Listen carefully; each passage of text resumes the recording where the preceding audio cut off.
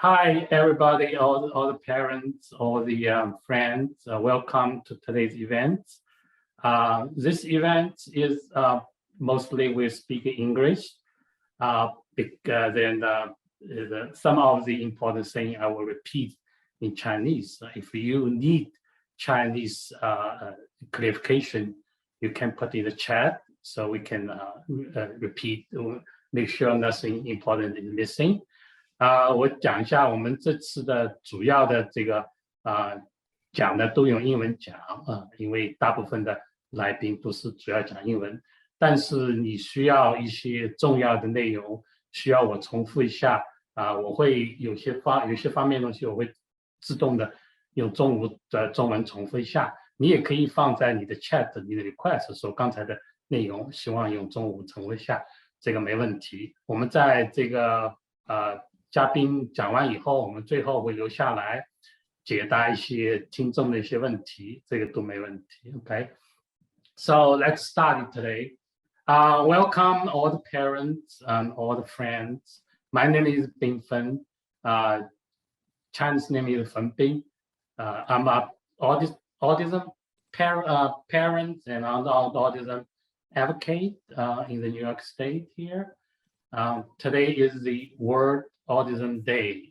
We all come here, try to celebrate the day, but most likely as a parent, we try to make it a rally because we have so many things we need to do.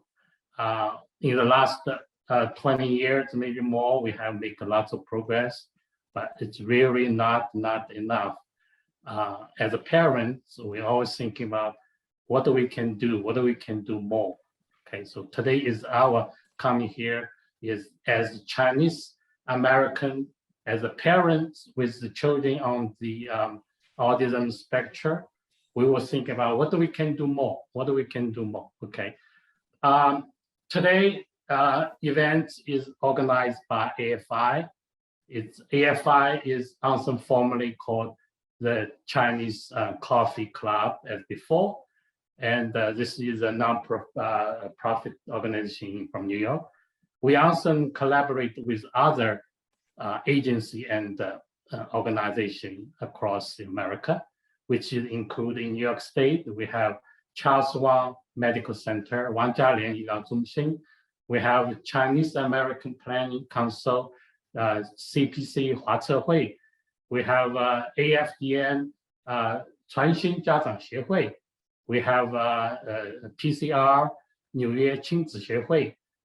From Georgia, we have True Love 家长协会. From Missouri, we have 小亚亚自闭症.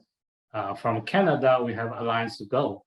We try to unite all the parents group and also agency who supporting the Chinese community come here together and to think about what we can do more for our children with the autism on the autism spectrum.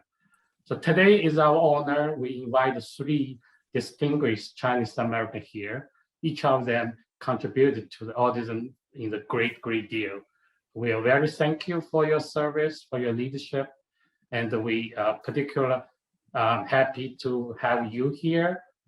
First, our guest is U.S. Congresswoman Grace Meng here. Grace, welcome. Thank you very much here. Second guest is Yuh-Line Niou, 牛艺玲女士，是我们 New York State Assembly member. The last one is Dr. Andy Shih, 中名字是石谨魁，是 Autism Speaks the Chief Office of Science. It is my great honor first of introducing Grace Meng. As a resident of Queens, I'm living in Forest Hill and now in Bayside. It is our honor that we supporting you when you first starting your election here, and we do find out you are really our leader for our community, for our city, for the Chinese immigrant also for the special needs children family here. And even in the afternoon, I saw you post that your testimony on the airport noise for the Queens, because I live there almost every day, so I know how it's painful. I appreciate you speak out for us. And you are the true leader for everything, especially for the pandemic. You're leading every crisis. You all step on the front of them, fighting for us. On the February 18th, especially you introducing the bill called Autism Family Caregiver Act, which is directly provide the training to the families and the caregiver with autism, also with development needs, the family caregivers. So please, let's welcome Congresswoman Grace Meng speak to us. Thank you so much, Meng, for the kind introduction. And it's such an honor to be here with all of you today. To Angeline, to Dr. Shih, it's an honor to be here in your presence, and thank you for your work. A special shout out to my friend and colleague, Assemblywoman Yuh-Line Niou. She's no stranger to the families on this call today, and you all know how hard she works for our community.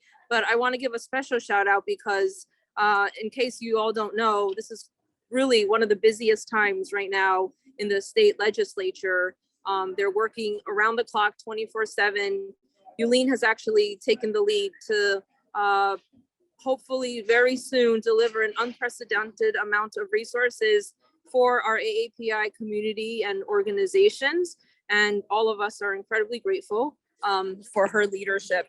I apologize, I'm outside right now, but hopefully it stays relatively quiet. But I wanted to thank the Alliance for Impact for inviting me to speak this evening and for your support for our Autism Family Caregivers Act. I want to recognize Autism Speaks for their incredible help with the legislation, as well as Charles B. Wang Center, a center that has some locations located right within the heart of my district, and was one of the first sites in the entire country to pilot this Caregiver Skills Training program, and whose work inspired the introduction of our legislation. And finally, and most importantly, I want to thank all the parents and the families who are joining this call today. Know that I hear you, and I am working tirelessly to ensure that you have the support and more support that you need to truly care for your children who may just need help along the way to finding success. Every day, I don't have to tell you, our caregivers give endlessly of their own time and energy to help our loved ones live more complete lives. And with families spending more time at home during the COVID pandemic, and as disruptions to in-person learning continue, access to tools and assistance for children with developmental disabilities is essential to support their healthy development. I introduced the bill to address this disparity in access to services for families of young kids with autism or other developmental disabilities, or delays, by providing an evidence-based way to support a healthy development while being able to empower our family caregivers with knowledge and skills. As you know, caregiver skills training is not something new. It's an evidence-based approach currently operating at sites in, I think, 27 countries and in 3 states, serving mostly immigrant and non-English speaking communities, as demonstrated by the program at Charles B. Wang. Caregiver skills training helps to address the challenges faced by families with children with autism who struggle with access to adequate health services and social engagement opportunities. By increasing access to caregiver skills training across the whole country, we can improve the lives of both children with autism and their caregivers. The bill establishes a 5-year pilot program at the Department of Health and Human Services to award grants to nonprofits, community health centers, or hospital systems to provide caregiver skills training to family caregivers of children with autism and other developmental disabilities or delays. This pilot program will bring together parents, healthcare providers, educators, social workers, and more in collaboration to support our children's learning and development, including communication skills, social engagement, and everyday living skills. The bill also establishes a Caregivers Skills Training National Technical Assistance and Evaluation Center to assist in the implementation of the Caregiver Skills Training programs at various sites to evaluate the effectiveness of such programs in improving the lives of children with autism and their family caregivers, and to establish best practices. With the establishment of the center, Congress can work to expand and extend the program after the pilot is completed. As the prevalence of autism amongst children has increased by 24%, it's also really important to support additional funding for autism research and services. As a member of our House Appropriations Committee, which is responsible for funding the federal government's activities, in last year's bill, I helped secure $50 million for the Autism and Development Disorders Monitoring Network. This network, as you probably know, collects data on children with autism and other disabilities or delays to help develop public health strategies and understand autism in children as young as 4 to as old as 16 years of age. So together in Congress, I'm confident with the support and collaboration with all of you, with our Assemblywoman, we will pass this legislation and help improve the lives of caregivers across the country. But I'm really grateful to the great work that you all do, grateful for your compassion and for your super helpful guidance and support of our legislation. Thanks again for including me in tonight's event, and stay healthy and safe to all of you. Thank you, Griezmann. Thank you.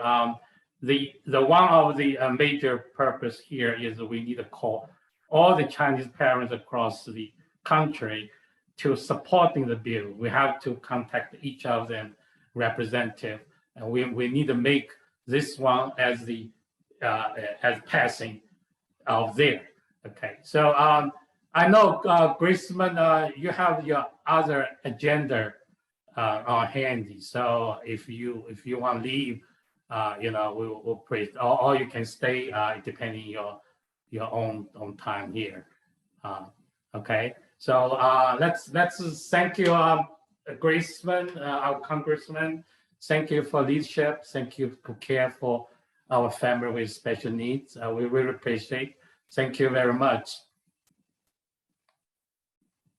So this is one thing is that even Congresswoman introducing the bill, we still depending it to get approved by the Congress. That means we need as much as congressman or congresswoman in your district to supporting this bill. Otherwise, it cannot be passing. Okay, and this is what we try to do. The first one we do is we show you how you can support it. Okay, now this bill is about to set up national training centers. I think it's Andy. It's 25. It's a 25 training center in 15 states, right? So that's the target here. Its training is training the parents, also the caregivers. How to take care your children with development needs, include autism. Okay, so this is really what, as a parents, we were doing. We were learning almost every day, because this is a tough task for ourselves. It's not just one time; it's a lifetime learning process. There, we really need those evidence-based, scientifically backed up all the knowledge and the technique to help us. So this is a very great bill. This is directly impact our own life. Okay, so I'm going to share my screen. I'm going to tell you how you can support this one. Without your support, this bill just stay there, cannot be passing by the Congress, because we still need more. I remember when it started, we only have like 20 co-sign from the other Congress, so we still have lots of work to do here. Okay, let me quickly share my screen here. Okay.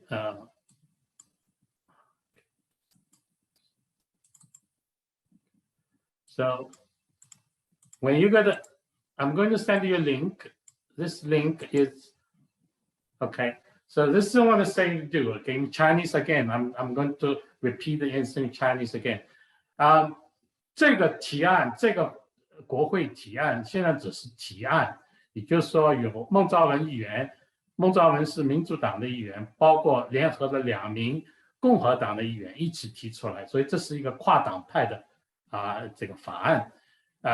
这个提案提出来以后要送交国会，大家一起投票。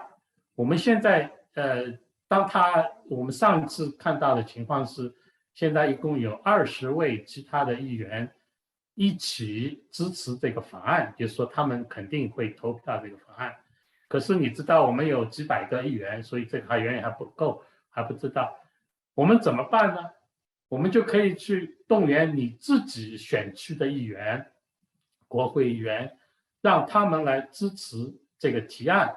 这个做法呢很简单，Autism Speaks 它已经做好一个网站，我把这个网址放在 chat 里头，你点一下你就知道，直接就到这个网站去。OK。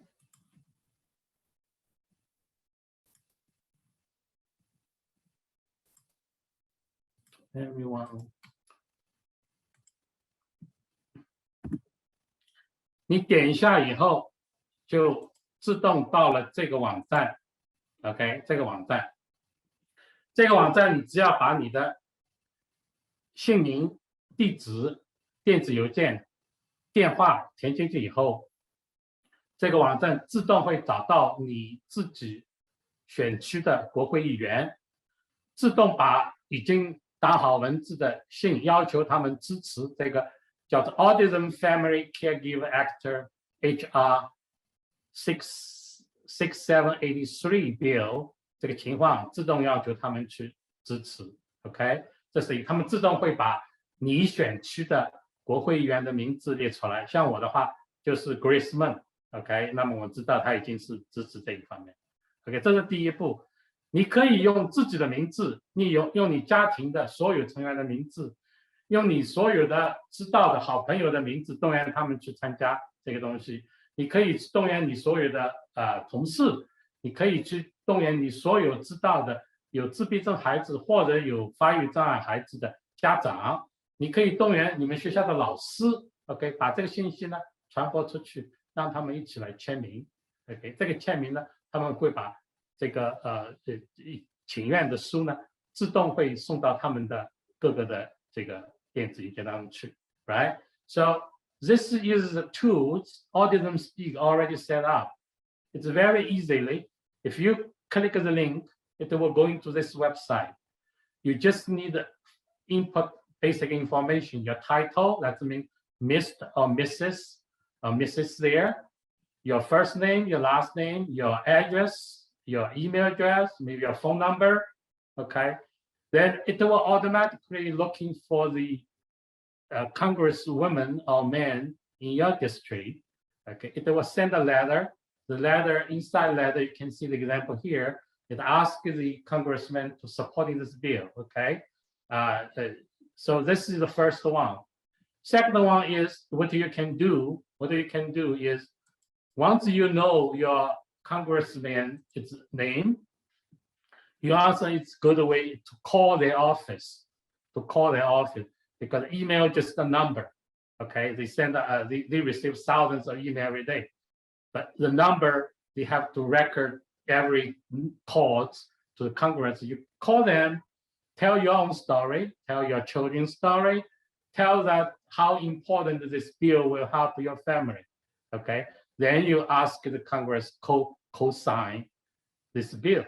Okay, 共同签署或者支持 ，right？ 这是第二个你可以做，这个要比第一个更好，因为你每次打电话他们都会记录，然后呢，你可以讲你自己的故事，可以讲自己的重要性，这是一个非常好的一个东西，对吧？这是一个那么第三个呢，还有一个呢是在美国的国会两院，参议院跟众议院，他们有一个叫 Autism Caucus， 叫自闭症委员会。这个委员会是参议院、众议院当中的议员、众议员或者参议员，他们自愿加入这个团体，表示他们对自闭症的支持。现在目前这个委员会一共有141个委员 ，140个委员。那么你可以在这个网站的链接上查一下，看看你的议员 ，OK 是不是在这个名称当中去 ？OK， 我看一下这个。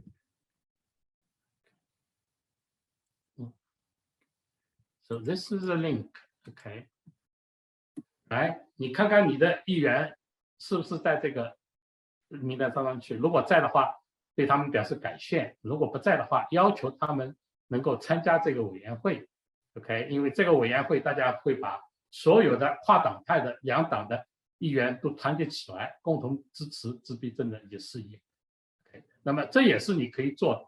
你要求你们的议员参加这个委员会，将来呢，他们更有机会来支持有关自闭症的所有的这些方面的东西，对吧 ？So the third one you can do is you can check in if your congressman or your senator in your district whether they are belong to this called Autism Congressional Autism Caucus. So this is Autism Caucus is a group of the members from the congressmen, also the senators. Together, they show that they are supporting supporting everything relating to supporting the autism and the family.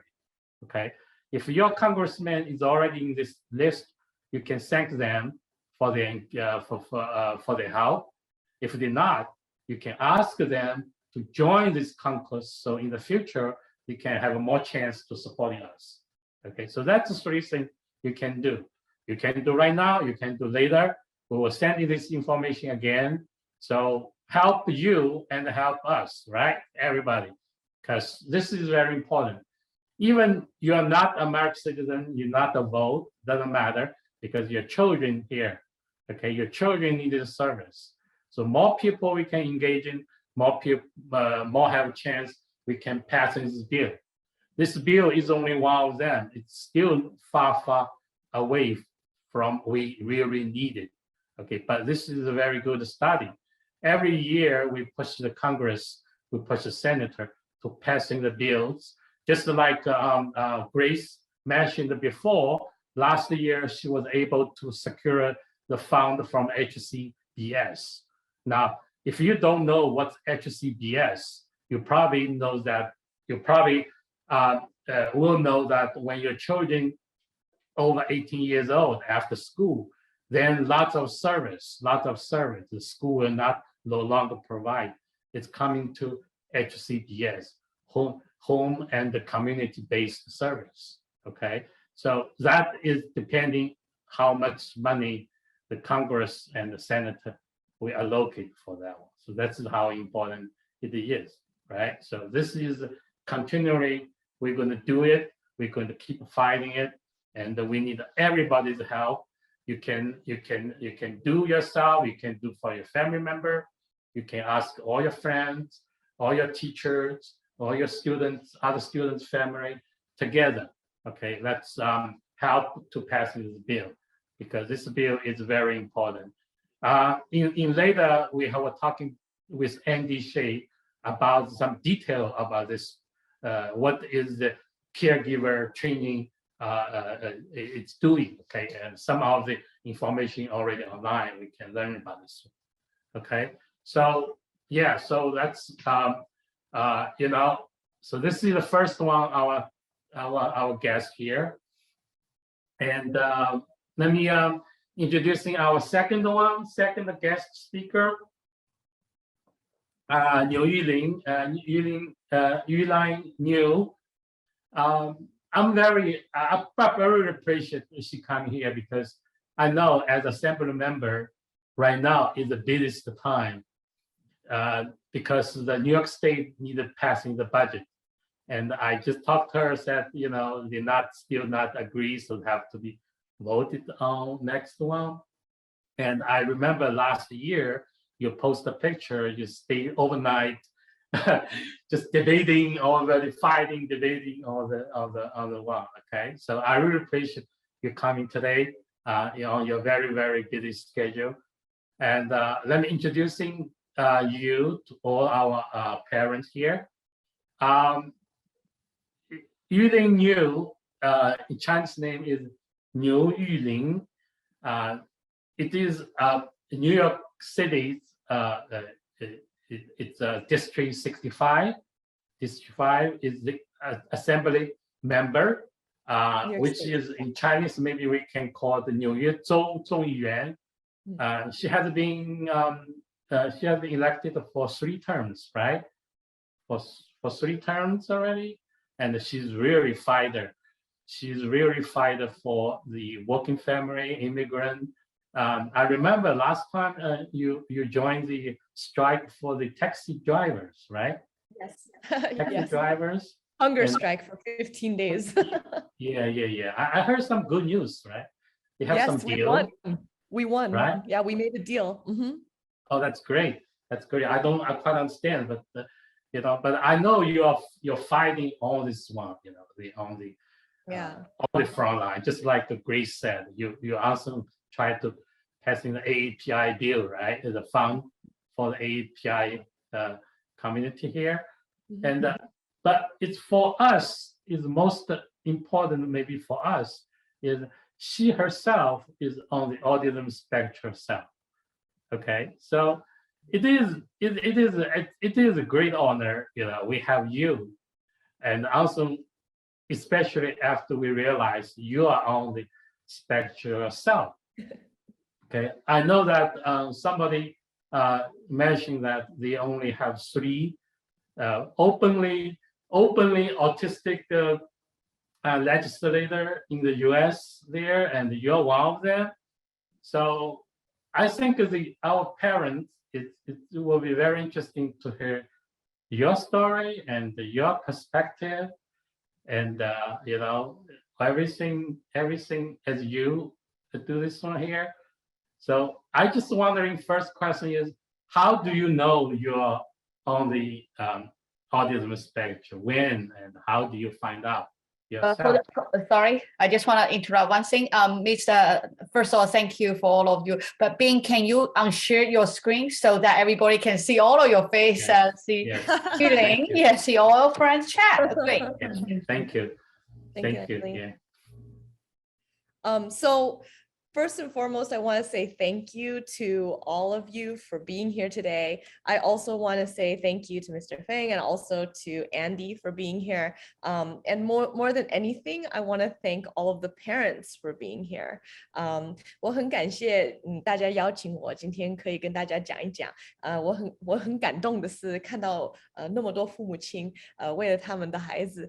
可以就是上网啊，就是跟别的父母亲一起聊啊，然后就是比较懂我们现在每一个人那个有一些不一样的话题，可以就是大家一起合作嘛，那就是很高兴可以就是跟大家今天就是解释一些我自己长大的一些就是经过的事情啊，还有跟大家就是聊一聊我们自己我们现在我们亚裔大部分亚裔在美国有一些特别的困难。So I wanted to kind of really be able to talk a little bit about my own experience, maybe a little bit of perspective from my own parents' experience, and then also a little bit about the experience of being Asian American, and then also being on the autism spectrum, and especially because we have a very large cultural difference in some aspects. And so sometimes it can lead to being undiagnosed. So I do want to kind of put that out there. My name is Yuh-Line Niou. I actually represent Lower Manhattan in New York in our state assembly. And I am so glad to be here. I'm just so touched that so many parents are here today. I mean, I'm looking at the attendance list and it's like 280 parents in here. And I think that that's really, really, really amazing. And I'm so sorry that, I know that most people, if they need me to speak Chinese, I can do a little bit, but I think that because of the way that our topic is, there's a lot of, terminologies, I think that probably are better translated by Mr. Feng. And I also think that, I think that because I want to be a little bit more fluid, I'm just going to go ahead and speak in English. 我知道大家大概需要我讲一些中文，可是我知道我们那个讲政治的事情啊，或者是讲那个医疗的事情啊什么的，我其实我的单词有一些不太懂，所以我就跟冯先生就是求求你帮帮我啦啊，然后跟大家就是帮我们翻译一下。我其实讲政治的事情，我们知道我们翻译有时候其实我们纽约市的翻译有时候很不一样，所以就是跟大家就是先说个谢谢，然后就是一个对不起，因为我其实我中文讲得很顺利，可是就是有一些翻译的事情还是冯先生讲得比较好啊，所以I wanted to also just say that,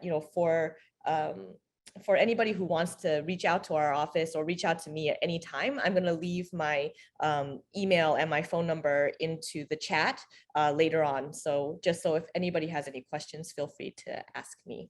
And I know that folks here are from across the nation, actually, right? Mr. Feng, is it true? Everybody? Yeah. We also have from China, Canada as well. So it is, but we have lots of everywhere, basically. Okay.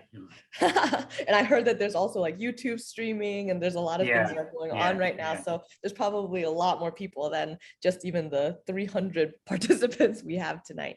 I do want to say that, when I was diagnosed, I was actually diagnosed as an adult.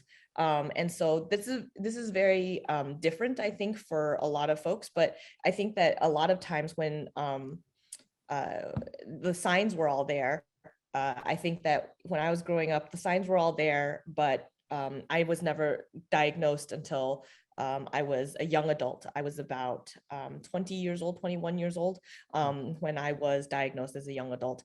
But I think that a lot of the parents here probably are very familiar with some of the signs when you first talk to, young children, or like you can talk to parents of young children who have experienced, like their children not answering to their teachers when called on by name, not being able to,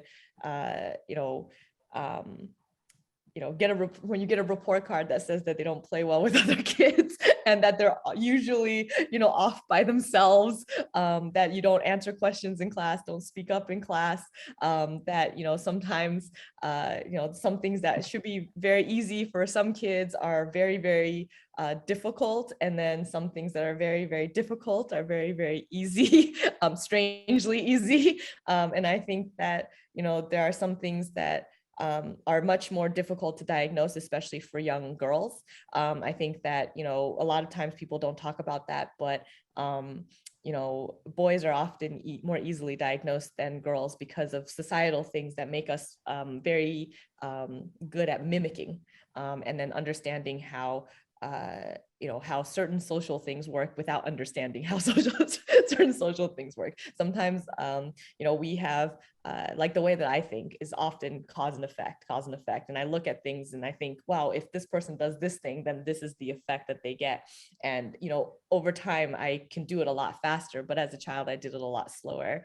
And so I also, would think about a lot of different things in a way that I think, now is maybe a strength rather than a weakness, I think. And I think that, what is really, really helpful, for my parents now is knowing that I have a lot more tools.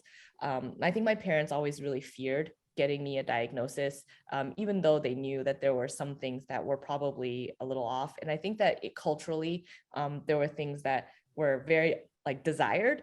I think for young kids on the spectrum for the things that we exhibit, they're very much desired culturally within the Asian American family. You know, for example, you know, I very naturally did not look directly into my parents' eyes when they were talking to me or yelling at me. And I think that they never thought that there was something wrong when I didn't meet them, you know, talking to them, meet their eyes. Some things were, you know, very easy for me, such as I was very, very good at mathematics. I was very, very good at piano. And I was able to play Chopin at 7, and I was the Baroque champion of Texas at like 7 or 8. And I did not know how to tie my shoelaces, and I did not know how to ride a bike, and I did not know how to do things that other kids in the neighborhood were doing, or even my little younger siblings were doing. And so I think that those little discrepancies, you know, make it so that it's a lot more obvious when I was a child, but nobody thought to take me in for any kind of testing or diagnosis or anything, because my parents found it desirable that I would prefer to read alone, or that I would prefer to play piano alone. And they never thought that just because I was lonely and had no friends, that maybe this was actually a learning disability. And, you know, I think to a lot of folks that, you know, even though I don't like to even say that it's a learning disability for me, because I have really come to learn that it's actually a superpower in a lot of ways, because my colleagues have, you know, noticed that I am probably the only person that reads the entire budget from cover to cover. And I'm somebody who has intense hyperfocus.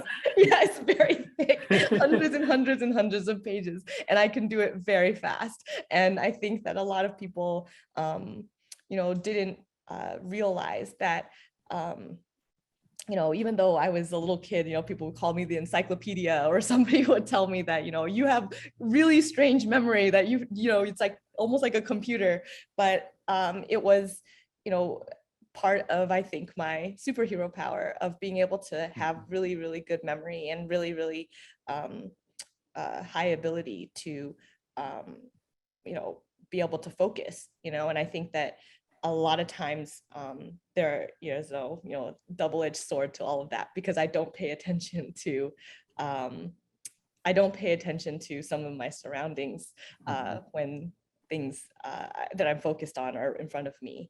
And I think that there's been times when I've almost you know, almost been hit by a car because I'm so focused on what's in front of me. I've had risks of you know, losing a conversation, or not very much, because I was just so anxious about one thing, I would lose focus of another thing. And I think that, you know, being neurodiverse, you start to understand like some of these things that you're picking up. And I think that a lot of times people don't understand that I struggle with those things. And there are a lot of things that I need tools to be able to utilize. And, you know, after my diagnosis, I will say that after my diagnosis, and it was very powerful to be diagnosed, I think, even though a lot of times I think Asian American parents feel like there's a stigma to being diagnosed. And I think that we need to break that a little bit, because I was able to have the tools to help me to be able to do some of the things that I really wanted to do. And so for the folks who are, you know, saying in the chat, you know, how did I train myself to be comfortable in public speaking and to learn to work with people? I think that it was really difficult. When I was younger, I had a very bad stutter, and I actually had to take speech therapy. And even though they were treating the symptom of something that is, you know, actually my being having autism spectrum disorder, it was a symptom of it, but it wasn't something that that my parents had diagnosed, but they were okay with me taking speech therapy because of the fact that I had a stutter. And so that was actually something that was very helpful for me. 现在我咬字的时候很清楚，所以每一次讲话的时候我不会结巴。So I think that, it's still really difficult for me. And I think that because it's difficult, it's something that I really wanted to do. And I think that that's also part of my being very stubborn. And I really, had a hard time expressing that to my parents, that it was the difficult things that I wanted, that were the difficult things that I experienced that I wanted to do even more. My mom was thinking, why don't you go be a doctor? You don't have to go talk to a lot of people. And, you're very good at all of these biology things and math things. And you could pass the classes very easily. But for me, I actually would rather do something that was difficult. And that was to be able to do public speaking, to advocate for others, and do the things that other people said that I wouldn't be able to do. And I think that, now I know that it's really important for me to share my lens on that as well. Yeah. So thank you very much. I'm really impressed with that. We have two very important actually things you mentioned. One is the growth. Right now we know under the boy and the girl is 4 minus 1, but more and more people realize that the growth is underdiagnosis. It is a really issue here because everything we choose, everything we diagnosis, we based on the male and the boys there, right? And we really need more. I think Andy, right? You probably know this one is better from your end, because for the girls, the number definitely is under, it should not be that low, right? Absolutely correct. Assemblywoman Niou was absolutely right that, many women are able to have strategies to either mimic or camouflage some of the behaviors, so they appear to be more social and socially competent than their peers, but it takes a lot of work and takes a lot out of the individual. Yeah. So other one is I'm also thinking about that. For the parents, especially for the immigrant parents, right? When we child have those different things there, it's not easy for us to know, because when my son came out, when he was born all these symptoms here, because that time for like almost 3 years, I never heard the word called autism before. I never heard that. So I cannot relate all these different things. Why my baby is so difficult? Why he was so crying so often? Why he's so fussy on the wearing clothes? I cannot connect the dots together. So that is how important education. We always educating how important for the parents side there, right? So this is also one of the purpose here with today is that, if we have the national training center set up, it will get benefits for generation of the parents, right? So when your child starting have this one, you already think about, okay, I should do something like that. I should do something this one, because early diagnosis, you got a lot of benefit, educational, therapy, everything come here, right? So, but it's on the other hand,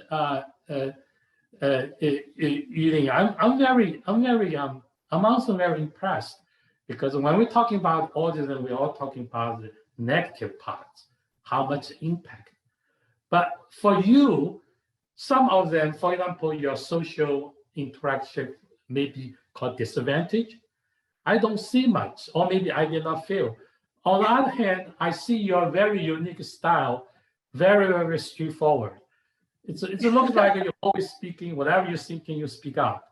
It's not really like a politician, right? Because sometimes I saw your tweets, I'm just surprised you just speak out, wow, directly go back to them, So this is, I think, for many people, this actually, it is an advantage, because lots of people like you can speak from heart to mouth, whatever you're thinking, whatever you speak, right? Because we see so many people, try to manipulate or whatever, do this one. So we can see a representative like you. Okay, you speak just whatever you want to that, and lots of people like you, right? So for me, some people say, "Hey, why Yuh-Line is autistic? You know how she can be autistic?" But I was thinking myself, look at the way she sometimes speaking. It is my girl on the spectrum, you know. Just the one. I remember I read the one of the Nobel Prize winner, Vinod Smith. He's on the Asperger's spectrum. The people ask him, "What is the advantage your autism brings to you?" He said, "When I have my thought, I just speak out. I don't care who else thinking about it because I believe it. I just speak out. I stick on it. Eventually, it will accept by everybody else." So this is, you can take the disadvantage to advantage, right? So I think this is what exactly you live your way like this, right? You know? Yeah, I mean, I think that one of the things, people, I am the only politician that can't lie. And the reason the hundreds of deal. I don't know how. And I think that a lot of times people, there's some things that are very interesting in politics when it comes to being on the spectrum, because I think that a lot of times people don't realize that I am straightforward and blunt, and I don't mean to hurt any feelings, but sometimes, I do, and I try to tell people that ahead of time in case of anything, hurting somebody's feelings, because I don't mean to. I still remember when I was very young, 我很小的时候，我爸爸那个有一次骂我骂得很厉害，是因为我们家那个就是我们家其实我小的时候不是很有钱，and we were very poor when I was growing up, and even like my saying that, my parents would hate that I said that, I know that mentally, I know that intellectually, but at the same time I still say it because it's the truth and I can't stop myself. But I didn't understand this, and now I understand it after time and after being after explaining it to me. But when I was little, I remember my dad, he was so angry with me because he had just come home from work, and I told him, I was like, our electricity was cut off, and he's like, what? Our electricity was cut off? And I was like, I think you didn't pay the bill. And I said, 用中文讲一下，就是说我爸爸他那一天回家的时候，他才刚刚下班，然后我跟他讲，我们的店被人家关了，好像你没付账单。So my father was so angry with me. He felt it was so disrespectful for me to say that, but I didn't understand that. I just said the whole situation the way that it is, and I gave him the hypothesis that I had of why the situation was the way that it was. And I still remember my shock that he was so upset with me, and I was so upset, but I didn't know what to say to him to make it better. And I remember this is one of the very pivotal moments for me where I realized that very clearly that the things I say are not actually being taken the way that I thought that I said them, and I think that was one of those moments where even though my parents, they try so hard to, they thought maybe it was, a lot of times people, when you have a generation gap or where you have a language access gap, a lot of times they assume that maybe it's a communication thing. But in actuality, for me, I didn't understand the emotions behind what he was experiencing, and I couldn't understand, I didn't put those things together. It happens a lot, and I try to, and I think that a lot of times, because I'm on the spectrum, even though I want to be able to understand how people are feeling about something, or I think I know, because I can see, read the signs, cause and effect on their face, or, you know, I've seen it multiple times, I know that there are things that I'm missing. And I know that sometimes if there's something that caused somebody to be angry with me, I need to have a better conversation with them to let them understand like where I'm coming from and what I might have missed, and let them know that it's not coming from a, you know, I now know that there's a difference between intent and impact, right? My intentions are very different from sometimes the impact that it might have on something that I say. But yes, I am very blunt. I am very straightforward. And when it comes to policy work, and when it comes to things that I, you know, I can see like oftentimes I can see a bigger picture without somebody else having to explain so many things. I can see a lot of different cause and effects for a lot of different things, and I can look at it in a way that I think a lot of people don't. So, you know, I'm not sure how to better describe it, except, you know, those are the words that I have right now, but it makes it so that I can say that, you know, even when you think that your kids are not, you know, thinking about your feelings, they are. And even when, you know, if your reaction is something that they can't understand, they're trying to. So I just want to give you that encouragement. And I know that, you know, I know that my parents struggle a lot with me. And I think that that's also why it's so powerful that all of you are here today, because, you know, I know that this is, you're trying to be the best parents that you can be. And I really, really wish that my parents had these tools and these talks and these groups to be able to have had more support, because I think that, you know, they struggled a lot on their own, and they didn't ever know that it wasn't, you know, their fault, and it wasn't my fault, and it wasn't like for any reason. And it wasn't because we weren't communicating as people. I think that it was like love on all sides, you know, but I think that a lot of times it gets lost. Yeah. So it is as a parent, we really learn the lessons from other parents. This is very important, because we see how they missed, you know, because lots of things is history.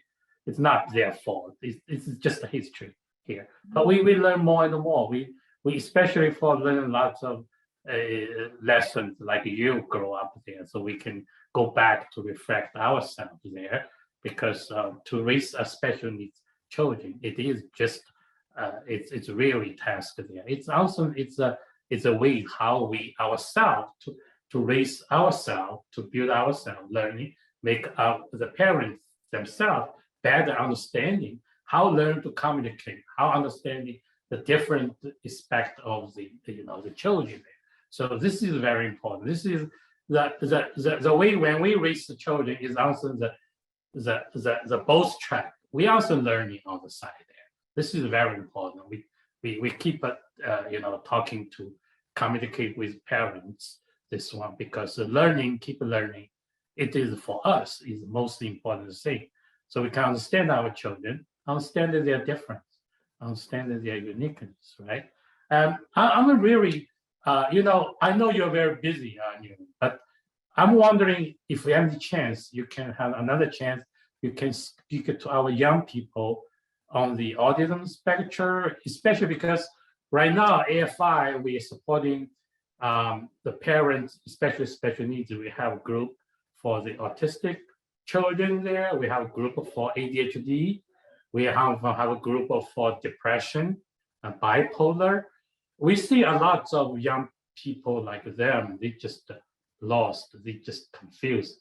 They don't know what is a good role model for them there, right? So we really think that when we have some time, we can come together. You can directly talk to young people. Let them see you as an example. Let you as a role model. Let them see, even you're different. You are special need. You still can be anything you really want. You can be a politician. you can be a statesman. You can be a representative for us. You can go to public service. You can be engineer. You can be scientist, right? The autism is not the same. necessary to block you, to hold you up there. It's only one part of your identity, right? So, so I would we really be, hope I we would be continue this conversation. Yeah, I would be honored to actually talk to young people. I think that, I always wish that I had a lot of folks to talk about, my own, journey with as well. I think that, one of the things that I definitely,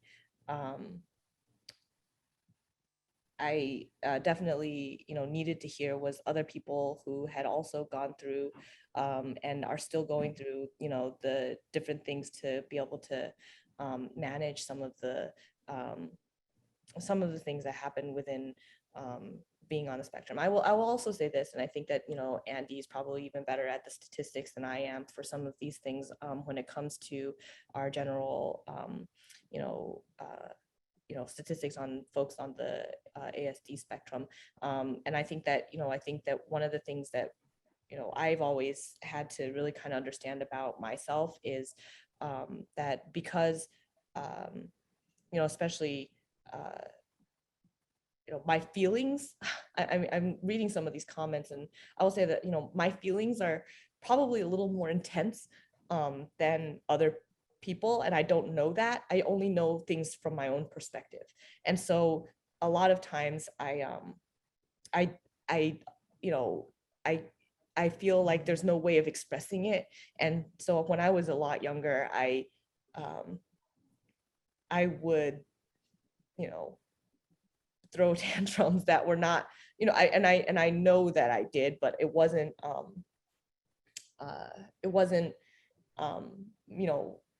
something that I did on purpose. It was just that I had so many things inside of me that, were so, it felt like so much that I couldn't express it. There was like nothing that I could do to express it or get it out or like make myself feel better. Self-soothing was something that I had to learn. And that's something that is something as an adult that I had to learn. And I learned a lot better. And there's a lot of different tools that I've gotten. And I think that, people don't realize that when you're a little kid, you don't have those tools all for yourself. And so, when I was a kid, how some kids suck on their thumbs to self-soothe? I had a different habit, and my parents were always so upset with my habit because, they just felt it was so strange. And it was a repetitive behavior that they just felt was embarrassing. And, I still remember my volume control was very off. I still have volume control issues. Like sometimes with people like, why are you whispering? And then other times like, you laughed way too loud, and I think that there are these things that, will always kind of be a thing. But I still also know that there are even more insidious things. Girls on the spectrum also tend to have a higher statistic. There was a study of, domestic violence in their relationships as adults, and also, being the victim of, and then also having abusive relationships, not because of, any kind of fault of theirs, but just because they seem too empathetic.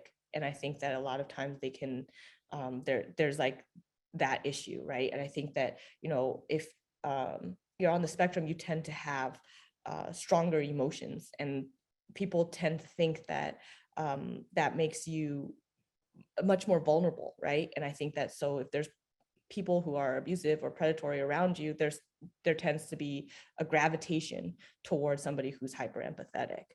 Even if they're not able to express it, it's still something that is there. And I know that that's something that, is still being, I guess, statistically studied. It's something that's still out there right now. And Andy can probably talk a little bit more about that. But I think that there's, folks who are probably also just now learning some of the tools that girls have, women have, that they've built up. And, the signs for what Mr. Feng was saying, about how, some people say that, they can't tell that I have autism spectrum disorder is because, the signs that are telling are very different once you're an adult, because everybody had different coping tools and different soothing tools or different mechanisms that, they've taken up over time that will help them to be able to navigate things differently over time.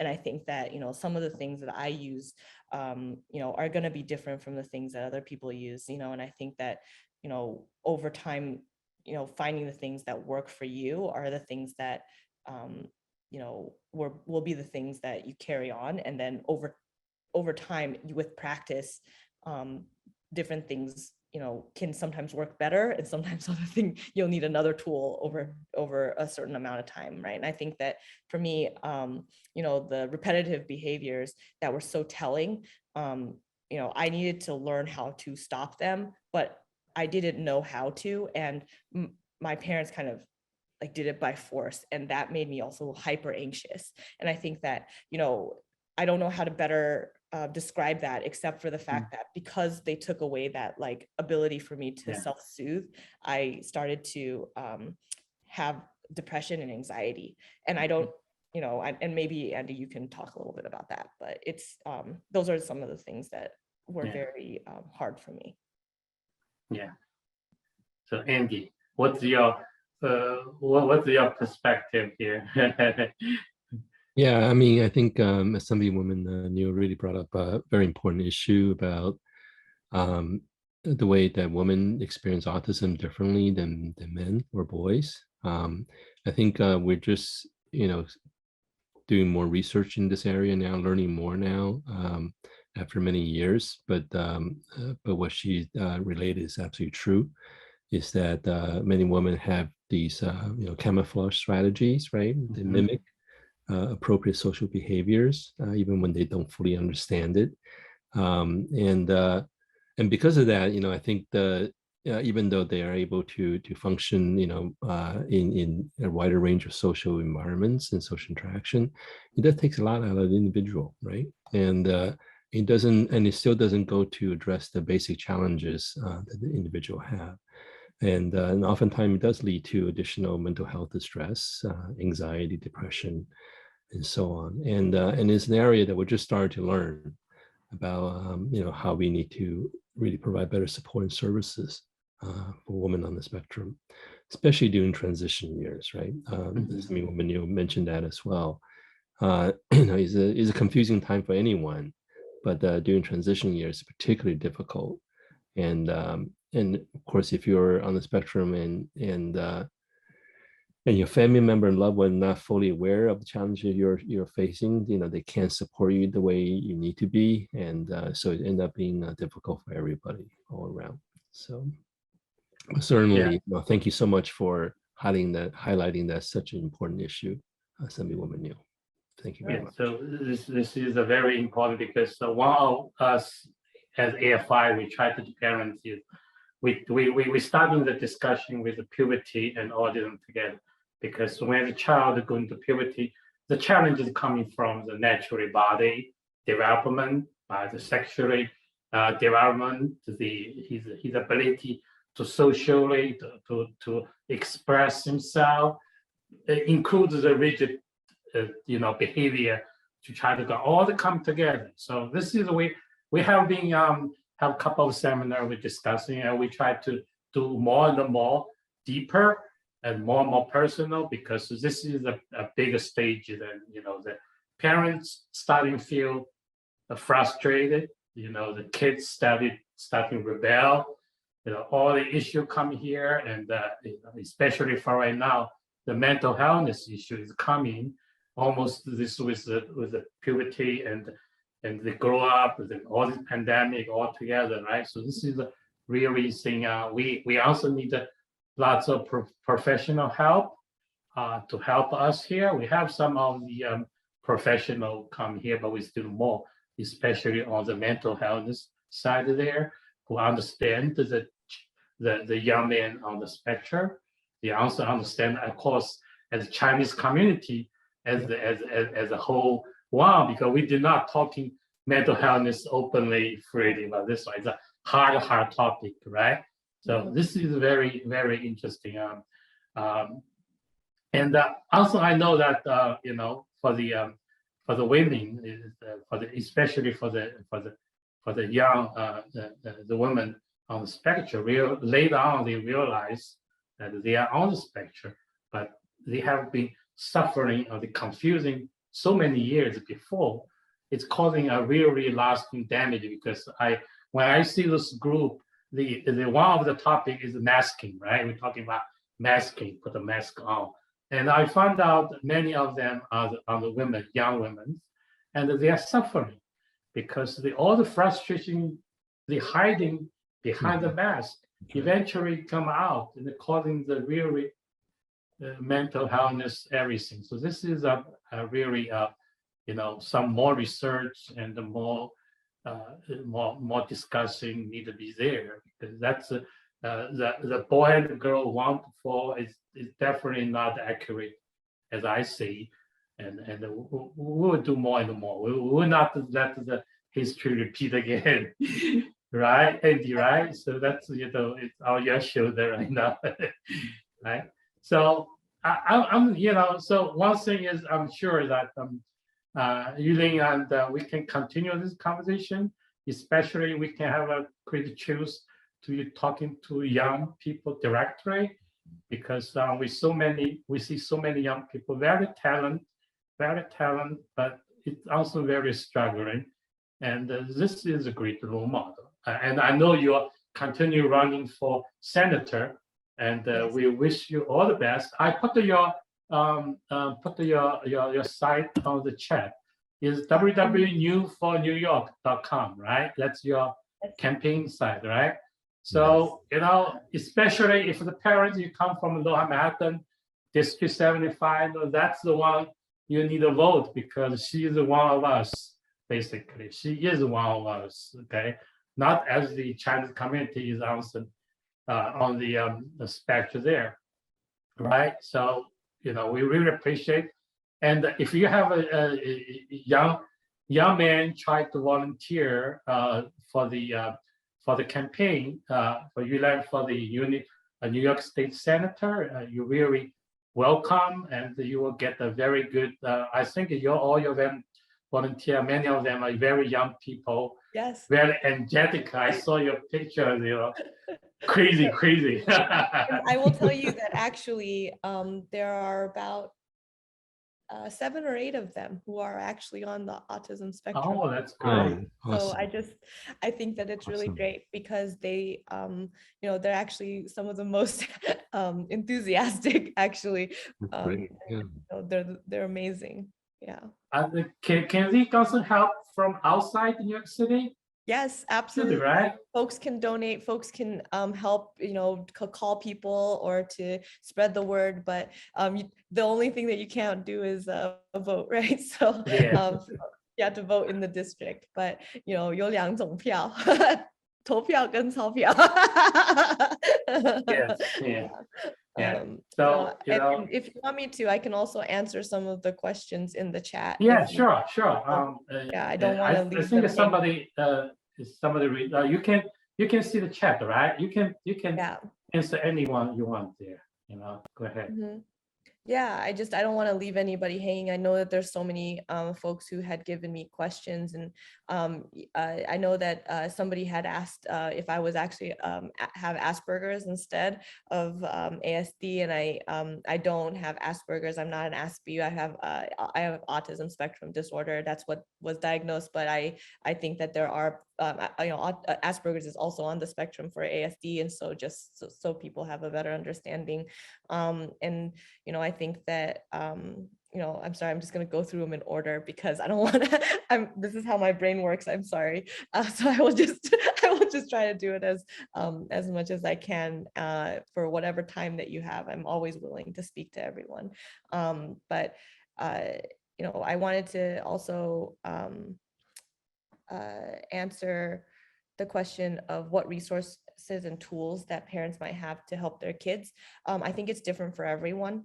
So I think the best thing to do is to talk to somebody who is actually a professional therapist. I think that there's a lot of folks that Andy might have connections to. Andy, you might want to put your resources and guides into the chat so that they can have that. But what would be really, really great, I think, is also to ask,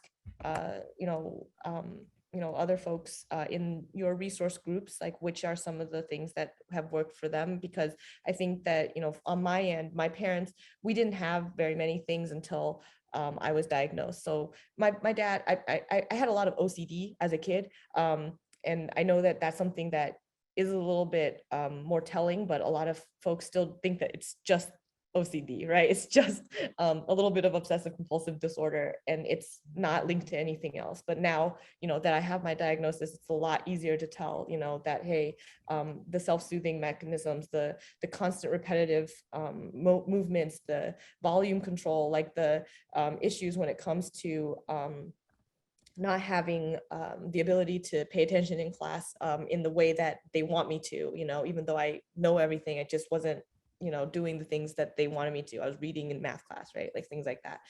That was all part of it. It's just a lot of times, like people did not, I didn't have the diagnosis, so people were only looking at the actual symptoms. So I had to brush my teeth like every hour, on the hour. Like I was insistent to my father that I brush my teeth all the time. So instead of just being like, stop brushing your teeth, like, or whatever, my dad was very supportive. And I think that there's like tools like being a support, just being supportive is, and not telling me I'm a crazy person or whatever was really helpful. My dad just put Dixie cups all, because when I was little, he just had to lift me up to brush my teeth. So instead of like having to open the sink for me every time, he just put Dixie cups around the sink and then put my toothbrush there. And then every time he would just put a little toothpaste. So I just brush my teeth and then go back to doing whatever I wanted to do, right?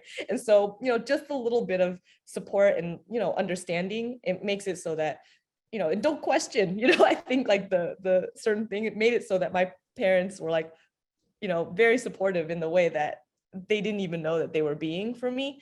It wasn't intentional, like, oh, this is because of her, diagnosis or anything, because I didn't have one. But I felt like that was a really big tool for me, is that my parents they didn't think of me having a disability. In some aspects, that was almost like helpful, right? Like in some aspects, because they just thought, well, okay, so she needs to brush her teeth. We'll just line the sink with Dixie cups. And so I think that, just certain things that were also helpful for me was like, I think on my end, I like I said, I had a hard time when my parents took away like my ability to self-soothe, and so I think that for me, I needed to learn different things to be able to do something that was acceptable to them.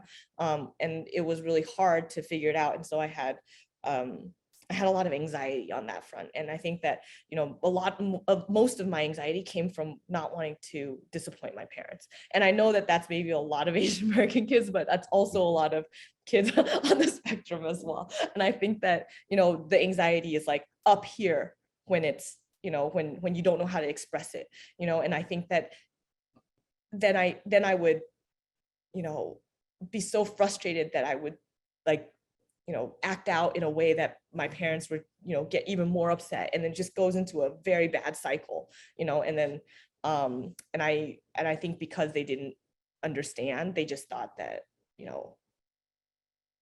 like, this is a terrible reaction and we have to discipline it, instead of, trying to, understand why I would be that upset, right? And I think that there was a lot of like trying to discipline a behavior out of me, and I think that it really is not about like trying to get rid of a certain behavior, but instead, I think the best tool was just to actually, try to understand where I was coming from.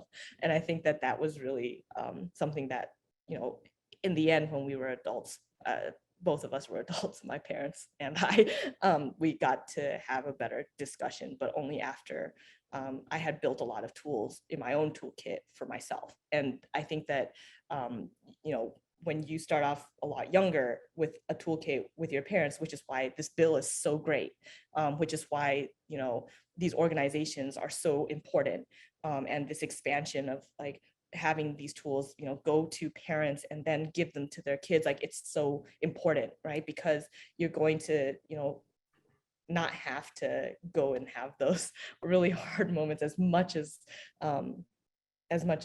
you know, if you didn't. And so there was another question that I felt was really, really important, and it was linked to what Mr. Feng was saying about, you know, about adolescence. I will say that I was I was so difficult in some aspects, going through puberty and everything. And part of it was also based off of something else that happened to me as a young person.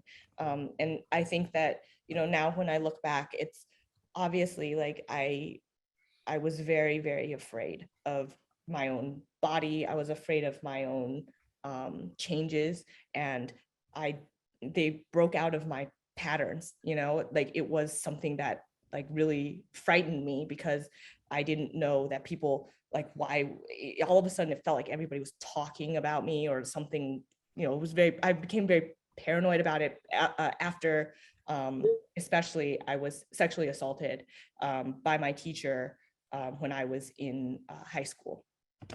And I think that there was, you know, and not understanding of like what I did wrong or like what was happening. And I also did not know how to advocate for myself. And I was very upset that my parents didn't know how to advocate for me. And because, you know, they're immigrant parents and they didn't know, you know, what were some things that, you know, other people might know to do. And I didn't understand that I was angry at them, because it didn't, to me, it was very difficult for me to understand that part, you know. And then, you know, we were having so many clashes and fights that my parents actually, you know, they decided that it would be easier for them to leave me in the United States and have me under the care of my grandparents. And I think that, you know, there was a question that said, I wonder if you could share your thoughts on how parents could develop a strong relationship with kids on the spectrum. And I think that for me, I have a very strong relationship now with my parents, but I will say that it takes a lot of time and it takes a lot of patience, and on both ends. It's not just on one end, it's on both ends. And I think that, you know, parents of course can develop a strong relationship with their kids on the spectrum, but it is hard. It's something that, you know, because it's hard, it's more worth it, I think. Again, I think that it's even more meaningful, I think, because I will say that, you know, now my mom and my dad are my best advocates, and my mom and my dad are also the ones who, you know, have really grown. I think after my diagnosis, I was afraid to tell my parents at first, and actually, you know, once I had talked to them, they were telling me, no, it's not true. It can't be true. You know, this is an American thing. It's not really like a thing for Chinese kids. And, you know, and so I told them, you know, it's very obvious, you know, off of my report cards when I was a kid, or even off of, you know, the behaviors that I had, and you know, over time they started to read more, learn more, and with the new tools that we have such a strong relationship. You know, I think that it really is about making sure that, you know, the parents, like Mr. Feng is like really good about educating himself and also advocating for others. But I think that all of you as parents, like when you're on here, you're already, you know, trying to get the tools that you need to be able to have that strong relationship. So it's not about like, how could you develop a strong relationship? It's that you already have one. And it's also understanding that, you know, by your trying to learn more and trying to do more, you're already like building that relationship. Because even if we're throwing a tantrum, or even if we're not able to get out a sentence, you know, it's because you know, sometimes the emotions are just too strong, and it's not because of, you know, actually being angry at you. And I think that that's something that's really important. And I also wanted to address like some of the comments saying that, you know, I don't sound like I have ASD at all. I think that, again, you know, we talked about the fact that there's masking behaviors, and yes, it does take a lot out of me to be able to express myself in these moments. I think that, you know, it's often hard to have an invisible disability, actually, in some ways, because I, like, again, I don't think of it as much of a disability in my case, but I do think that, you know, there are moments when it's really, really, really hard. And I think that, you know, I'm glad that I guess I'm glad in some ways that I don't have the tells anymore, I guess, in some aspects, but I think that I am also concerned that, you know, I don't want people to think that I, you know, I guess I don't want people to think that I'm, you know, like advertising that you can get rid of all of them. I mean, right now, just now, I mean, because I'm so nervous, I've like scratched myself to the point of where I'm a little bit bleeding. So I think that, you know, people they can't see everything that's going on inside, right? And I think that that's something that, you know, even if you've, you know, even if you can mimic and can mask, it doesn't make it so that, you know, it's necessarily even the healthiest way of going about things, and not even the best way of being able to, you know, have your kids present. And so I don't want to, I don't know how to better put it. Maybe Andy can help me. But it's really hard sometimes to have that pressure of like not showing certain signs. And I think that that's something that I think that we all need to have a better discussion about, and maybe we can talk about it more another time. And then, you know, somebody had asked if rather stopping those self-stimulating behaviors, parents try to distract kids instead, do you think it will help? I think yes and no. I think that sometimes, and Andy's like nodding. I think yes and no. I think that sometimes if you're not letting your kid do the thing that they need to do to get it out of their system or to soothe, it could be harmful. And then also, you know, yes, sometimes like, you know, distracting is good to maybe get the emotion to change in a different direction. But I think that, like, I oftentimes tell my partner, so I have a partner, and, you know, when I have like a panic attack or something, it, you know, maybe it could help if I was more distracted, but it sometimes makes it worse, you know. And I will say that sometimes I just need to, you know, have the moment and then take the time to, you know, get the emotion, I guess, out as much as I can. I don't know how to better describe the way that it comes out, but I do think that, you know, it's not, my self-soothing behaviors are ones that are, I'm now like understanding as, you know, less harmful than what I could potentially do to myself if I don't. And so I think that that's something that folks probably should keep in mind. And, you know, I actually will admit that, and this is something that very few people probably in policy would have, or politics would ever admit. And, you know, Mr. Fang, you pointed it out that I will always have to tell the truth, and I will always, you know, it's very direct, but I definitely, you know, had self-harming behaviors, you know, and I think that there are certain things that, you know, I started to understand better about myself, and I used to feel very guilty about them. You know, I used to feel very guilty because I was like, why did I do that? Like, now my parents are gonna have to like go and, you know, take me to the hospital. Like, I feel bad, you know, and I embarrass them, you know, because then they have to answer all kinds of questions about why I did this and whatever happened, you know. And I think that, you know, but I had a therapist, and she was really, really, really great. And what she told me, which now I better understand, and I will share with you, is that my self-soothing behavior was me trying to be alive.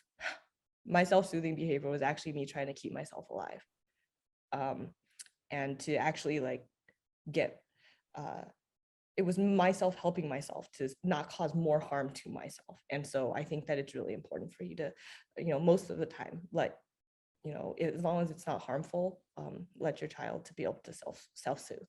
And how did you overcome the anxieties, and what will be the main milestone? I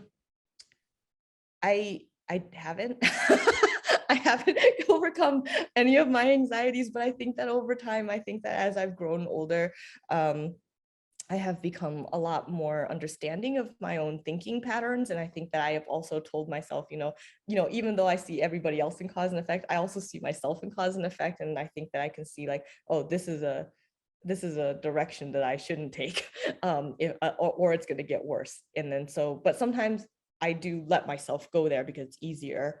And then, but I now know that I have choices. And I think that that comes with the toolbox and the toolkit that I got through having somebody who understood, autism spectrum disorder be a therapist for me in my early 20s once I was diagnosed.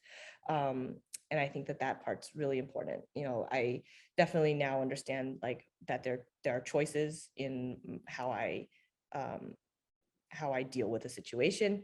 And I think that those are important toolboxes for any adult, much less somebody who is on the spectrum. And yeah, I don't know. Oh, this one's for Dr. Andy Shih. What are your thoughts on the advocacy around separating severe and classic autism apart from the neurodiversity discourse? Thank you for that. First of all, Assemblywoman Niou, I just want to say that thank you so much for being so candid and so courageous and sharing your story. I don't think it's often that families and parents hear this kind of story, especially from their children. And I think it's really incredibly powerful. And the fact that you go into all the detail and the nuances, not only what you see in terms of what your parents are reacting to your behavior, but what you're thinking as well, I think is very, very helpful for them. Oftentimes, I think the main challenge between a caregiver and their children on the spectrum was one of communication, understanding. They don't understand what the behavior means, right? And I think what you're doing now in terms of helping the parents on this particular form to understand that is really important and hugely helpful. Thank you so much. Now, regarding the question about severe and challenging autism, I know that there's been a lot of conversation about profound autism. That was recently highlighted in the Lancet Commission report on autism. And my understanding, as you know, Dr. Lord, who is the lead of that report, serves on the Science Advisory Committee of Autism Speaks. And our understanding is that the reason that the author decided to highlight that particular term is because there's a general sense that they're underrepresented in terms of our research activities and also our conversation about support and services. And I think that is true. If you look at the literature, and certainly for individuals with complex and oftentimes severe needs, more work and more research are needed so that we can better support them. But I think that doesn't. I don't want that to distract from I think the overall key messages, which is that timely access to support and services, appropriate support and services, is really important for everybody, right? And all the children, as well as teens and adults. I think Assemblywoman Niou really highlighted the importance, even though she was diagnosed in her 20s, it sounded like that she had a terrific support, terrific therapist who helped her navigate through a lot of the issue that she was trying to deal with. So I think, you know, this is also the reason that I think the Autism Family Caregiver Act is so important, because as Assemblywoman Niou and also Congresswoman Meng have highlighted, what it does is that it really helps the parent to understand their child better, right? No parent really come to this world knowing how to raise or properly support a child on the spectrum. And so this tool, this program really is to gear towards help caregivers to better understand how to accommodate their children, right? How to support their growth the way it needs to be. There was a comment in the chat earlier about whether or not, you know, this intervention, this program is really ABA based, because some of them were concerned that it may elicit concerns from the neurodiversity perspective. I think the important thing I want to highlight about the Caregiver Skill Training Program is that it's less about changing the child. You know, I think there's a lot of intervention and treatment out there that really focus on changing the child, making your child different. And I think maybe a different way to look at it, maybe a helpful way to look at it, is really about creating a nurturing and accommodating environment for your child, because they are going to be different. They are going to be developed. Their needs and part of the development is going to be different. The educational differences is going to be there. Social interaction is going to be different.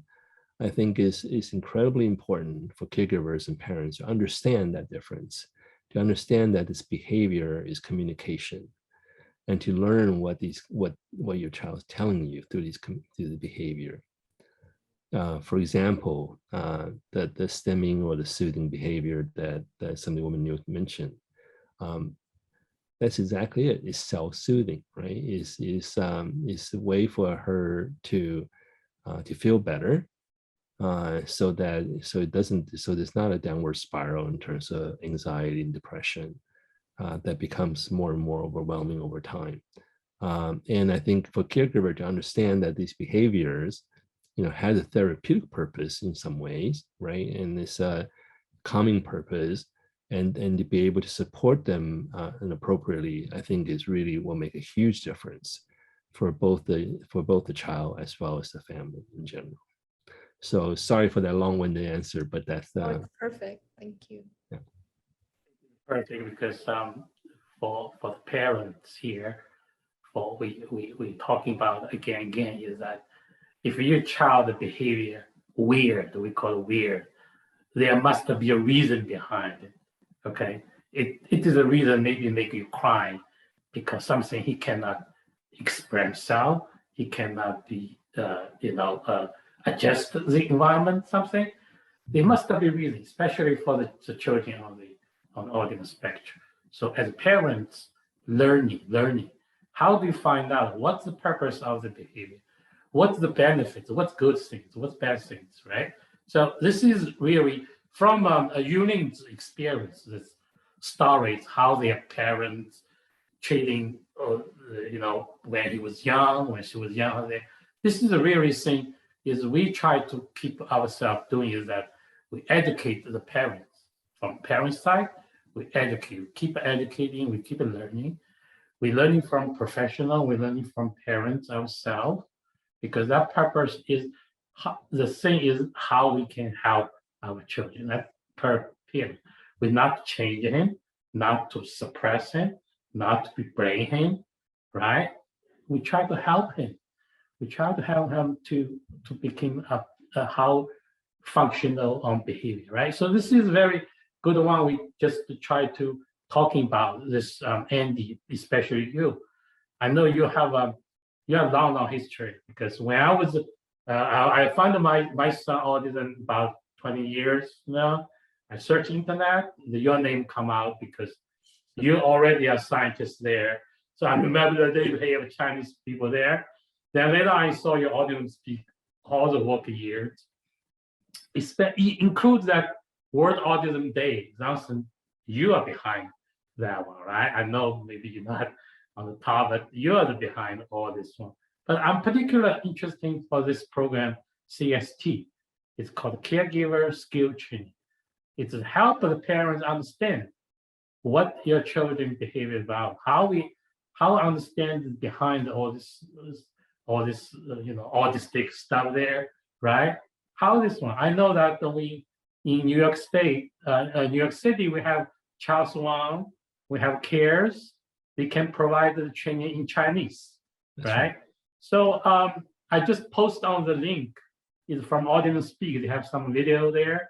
Also, you told me that WHO, World Health Organization, already one. Can you tell us more about this program here, Andy? Sure, Bing. Thank you so much for this opportunity.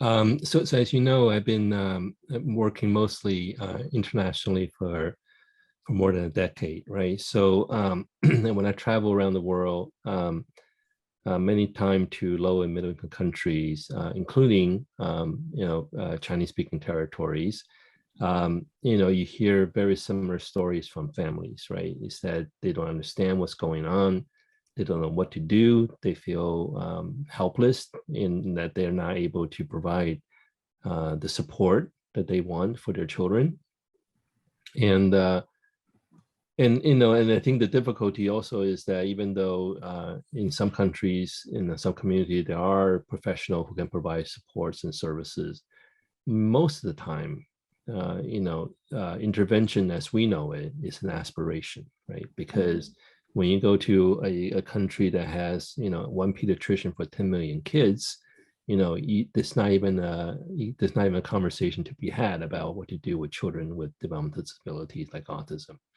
So the issue of capacity is really a global problem, right? I mean, it doesn't matter whether I go to China or I go to Africa. The fact is that we don't have enough people providing the kind of support that is needed for the well-being of our kids. So the Autism Speaks and WHO got together about 5 years ago to try to solve this problem.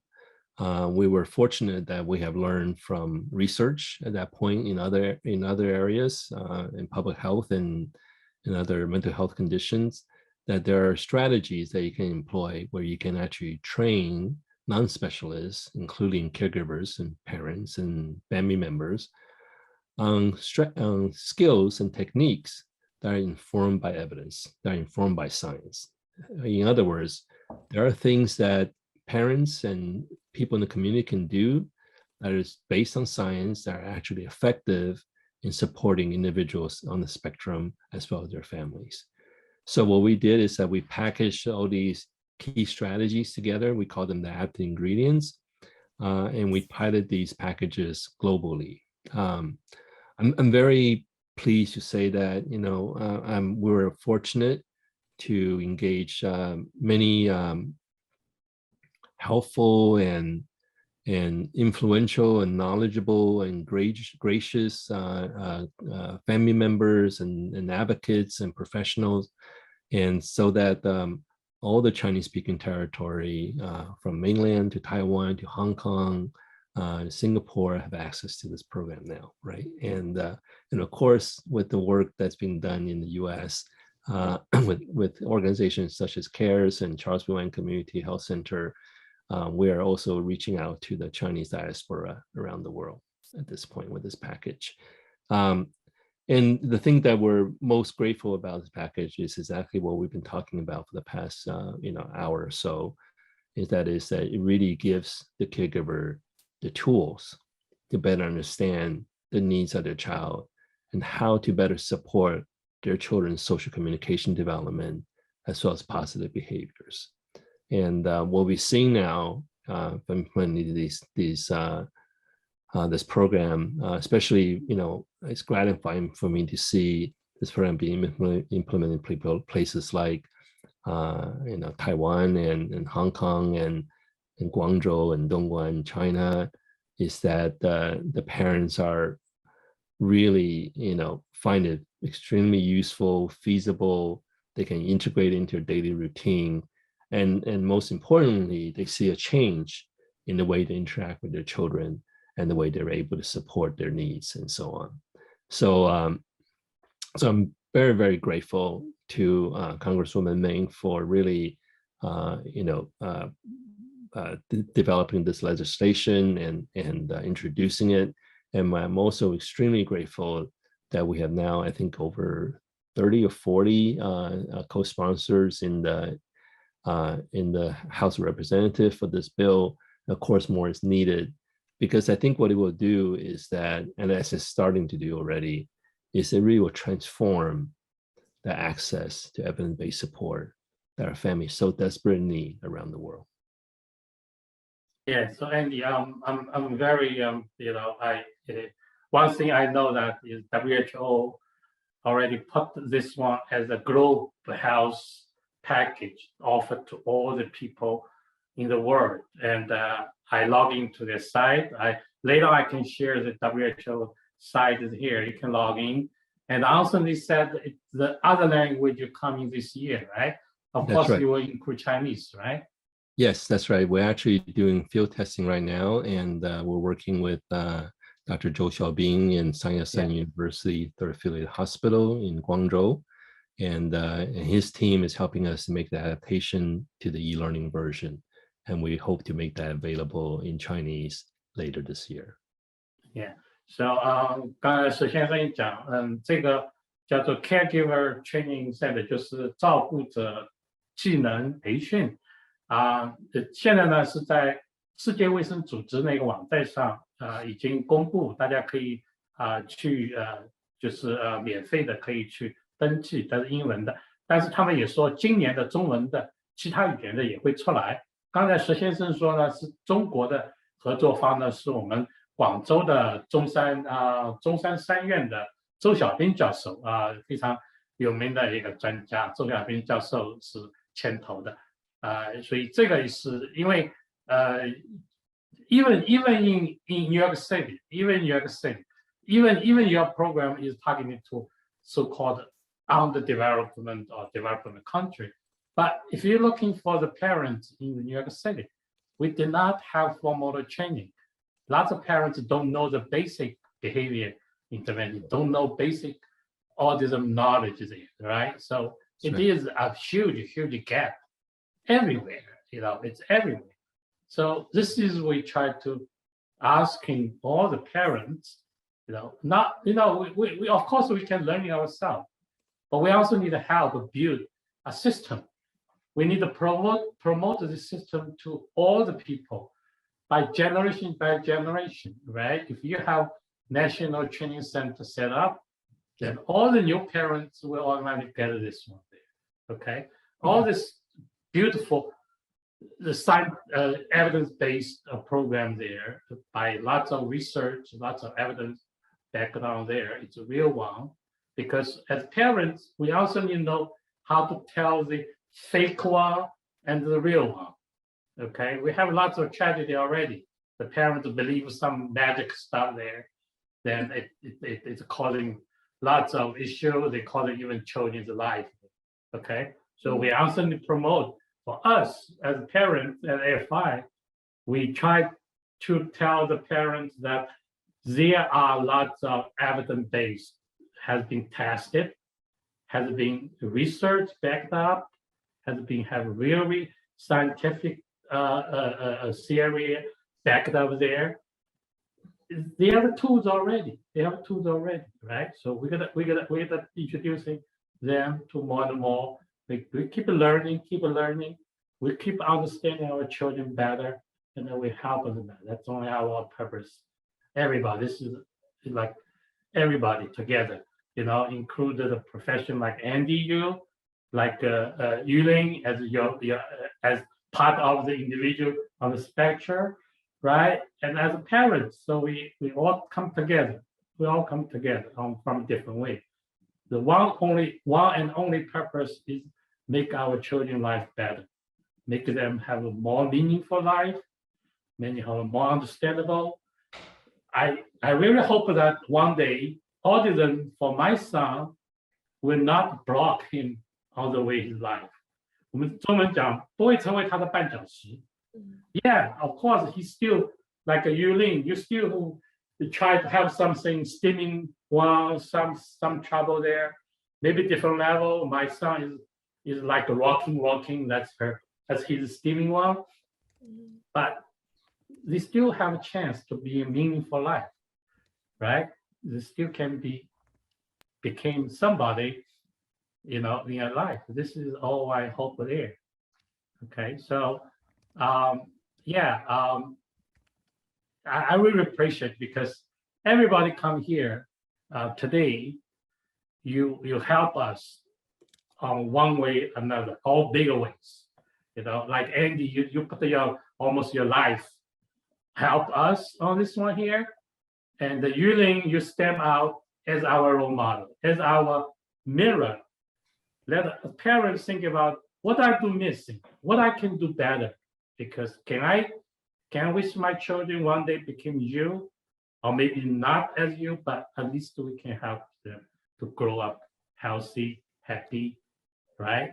Can more over there, can achievement. Everybody on the spectrum have different needs, maybe different the target there. They can reach their full life on the other hand here, right? So I really appreciate, especially for Andy, because 2 years ago you invite me and Vincent on conference. That was our first conference outside Chinese one, and we really gained the confidence that we can speak out. My English doesn't matter, but my story, the story behind me as the whole community is really matter. So we keep telling them story there, And also, you probably don't know that. Remember that I asked Vincent to see what he wanted. He said, I want to work, because he's waiting for 9 months to waiting for next job. On the way, we took the train from DC to New York. We got a call from his employment agency, said, we got a fun job for you. And we are so happy. And you bring the good luck to us. Wow. Since then, he keep that job for the last 2.5 years, probably, even the pandemic. He keep the same job, same position, keep doing it. So we thank you very much. You bring the good luck to us. Let's see. Anybody have any question? Well, there was one more question in here, Yeah. and I think that maybe this is a good question to even close out with. But one person had asked and said that their son had just gotten this diagnosis. He's 17, hasn't accepted it. It's really hard for the caregivers and himself. And is there anything that can help him accept the diagnosis? And I think maybe all of you both have probably something to say to that. I think that my thing is probably just to say that I think it's really important, the programs that you're both promoting, and obviously Mr. Feng, you're like amazing and inspiring, and I wish my parents could have had a friend like you when I was younger. And Dr. Shih, you've done so much work for our community, but also for kids like I was. And I think that it's really about destigmatizing.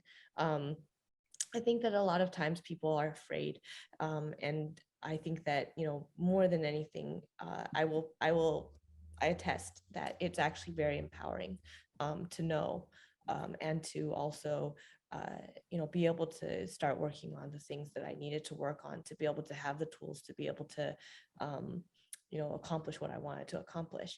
And I think that a lot of times it's really hard to accept that. I guess probably a lot of people might say it's hard to accept your own limits, but I think that in actuality, the tools that I was given made it so that I had a lot less limits, and it helped me to be able to grow and be able to have the things that I needed to be able to get the tools that I needed to work on the things that I wanted to, and I think that it's really important to be able to, it comes from, also, the nurturing, the caring of your parents and the family and the people around you, to be able to say, it's awesome. And it's really important, and to get those tools, and it's really important to have that diagnosis so that you can have the ability to work on the things that you want to work on, right? And I think that it opens up avenues for you, because the diagnosis doesn't it's not an end, it's a beginning, and I think that a lot of times people don't realize that. So I'm sure that both of you have really important things to say. Some people are asking now about, does somebody have to disclose their ASD diagnosis? Never. By the way, I don't think that people understand that there are HIPAA laws against your medical diagnosis for anything. And I also think that people don't know all the laws here on that front, but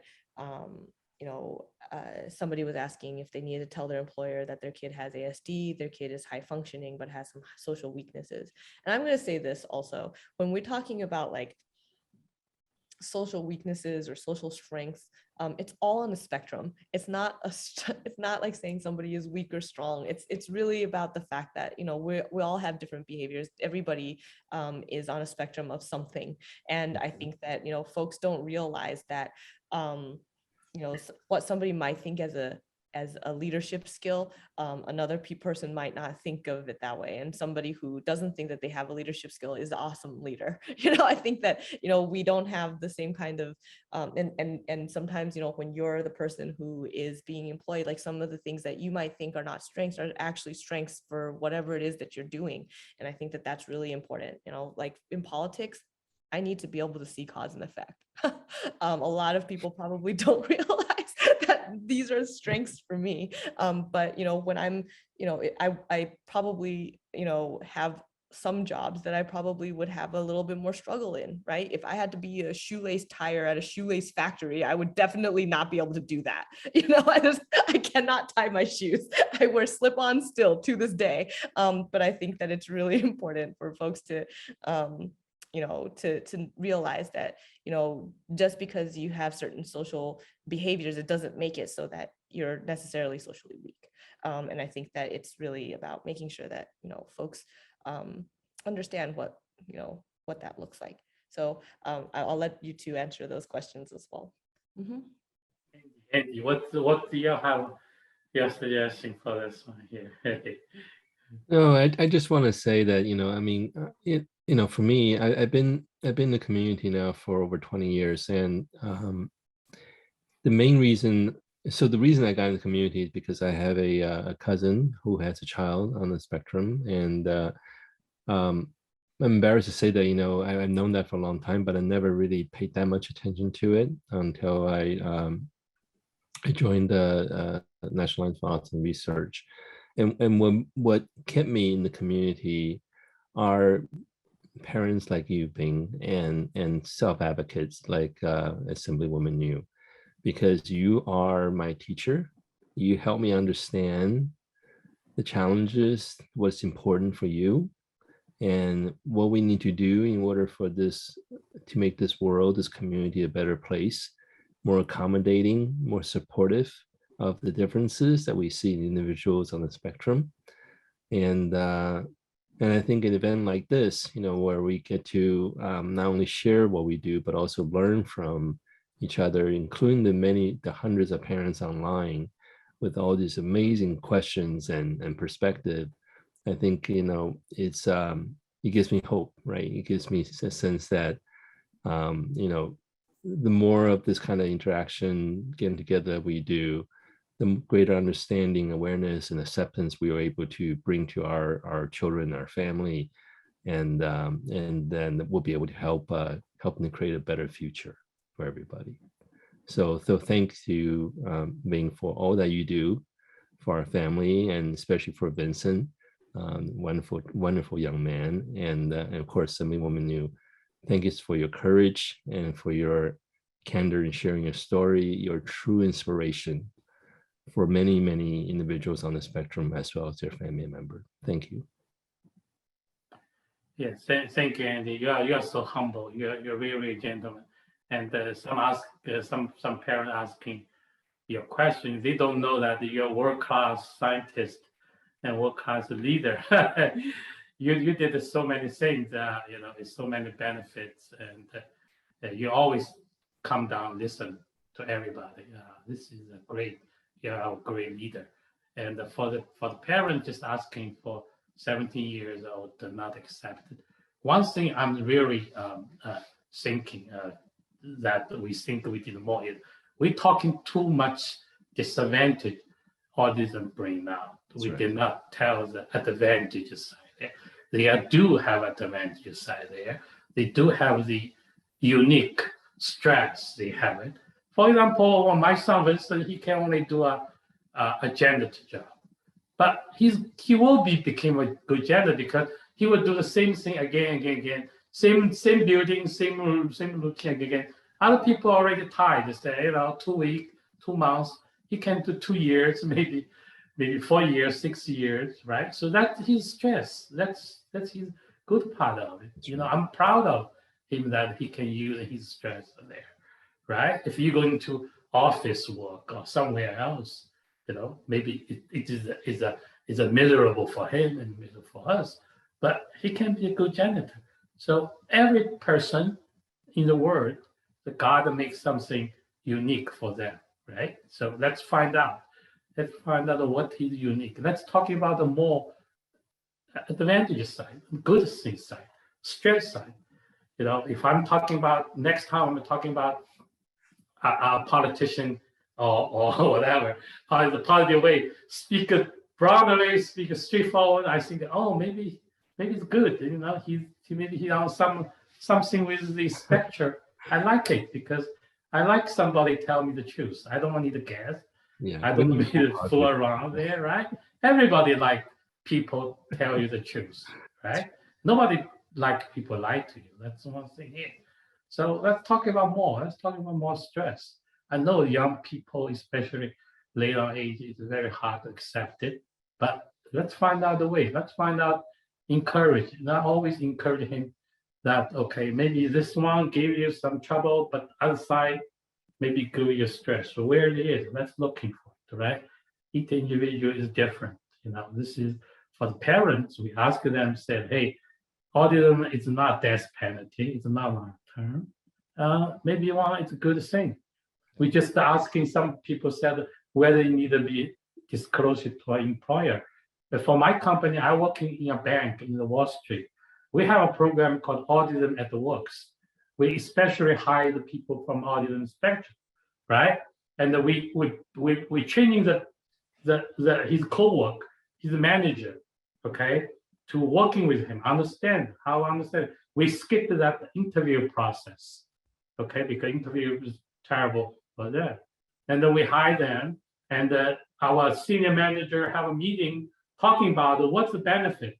One of the benefits, one of the manager think is that it's giving me very good impression that since we have this co-work on the autism spectrum, our team culture changed. Before that, everybody rushing. I don't have patience. Hey, you could do this. Right now, they know that somebody have to be slowed down. So all the team became more patient, more friendly. If you don't know, I will explain to you. I write a note for you. So the whole culture, the team culture, we're on the Wall Street. The Wall Street is terribly for the aggressive, greedy one there, right? So now I after many years, I'm so happy to see my company, the senior manager talking together, talking about inclusive, talking about if we hire one people on spectrum, is bring the whole company a new culture, which is more understanding, more patient, more corrective there. So that's a good way. That's the world we want to live there. We want our children to be, right? So, that's what we do. That's all years, the parents, individuals, Autism Speaks, everybody. That's we come to that. Even my company only hired 5 people on the spectrum. But that's the beginning, right? That's only the beginning. So, how did you start? On this detailed question, if you join AFI and we have a sharing, we can tell we can different level of the young people, how we planning for their employment, right? My experience doesn't mean that apply for you because your children maybe have higher expectation, but let's find out what is the best employment for him. We have a project in New York State. We try to looking for the employment training for the parents. The parents can learning how you find it help your children. And what I'm doing is I tell them that if you come to New York City, put the Chinese community as your pilot program because we have very good young men. We have excellent parents. Chinese is famous for hardworking, and the Chinese food is delicious. You come here, it is from the University of Kansas. I say you come here, I can treat you. Each day have different cuisine of Chinese food. So when you go back to Kansas, you never eat Chinese food again because it's terrible compared here, right? So that's what we try to do. You know, we try to give all the children, the young people on the spectrum have their own way of life to live and their own future. So, right? So, you know, it's already 11 o'clock. I especially love that you said that people were learning from them. You know, yes, it's like really, really beautiful for them. Yeah, I think that's a good word. That's really is a word. We try to do that, right? So people learn to each other. Just like we learning from your experience, we learning how many things your parents are missing, did not have a chance at that time realize this is about this one. And then we learn the lessons. We not want to repeat on our children. And for Andy, they create all this project for the new parents. When they first diagnose it, they already know what to do. If you're looking for Autism Speaks, you can see all these programs set out for different levels, include from the first 100 days when your child diagnosis, from inclusion, from that we call work employment inclusion now for the employer, for that we create all the tools, you know, for this one. So the world became better and better, right? Andy, right? That's right. Thank you, Andy. I appreciate it. Thank you for the last 20 years of your work there. I really appreciate it. Thank you. Thank you very much. Thank you, Yuh-Line. And I think anybody have any last question? Anything you can raise hand or open micro over there and answer. Yuh-Line, we will set up some time to have you talking to our young people here when they want, include that 17. I hope that parent can ask that 17-year-old coming. Let's see if you got autism. Maybe it doesn't matter, right? Maybe not a big deal, right? Maybe not a big deal. Maybe you can overcome. Right? Let me know when you set that up. I would love to hear that one too. Okay, Andy, I got it. Thank you very much. I want Dr. Andy to be my doctor now. Therapist. Yeah, it's amazing. I think that Leah has her hand up. I don't know what's. Yeah. Do we need to promote her to panelist, Andy? I think we could just allow to talk. No. Not to talk. Okay.